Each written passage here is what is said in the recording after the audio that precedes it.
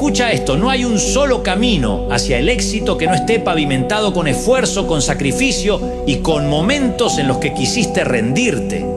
Pero, ¿sabes qué diferencia a los que lo logran de los que se quedan atrás? La determinación de seguir adelante cuando el cansancio, el miedo y las dudas gritan que te detengas. El mundo puede intentar definirte por tus fracasos, pero solo tú decides si esos fracasos serán el final o el comienzo de algo grande.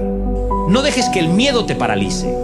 Da ese paso, aunque tiemblen tus piernas. Recuerda, cada día que luchas,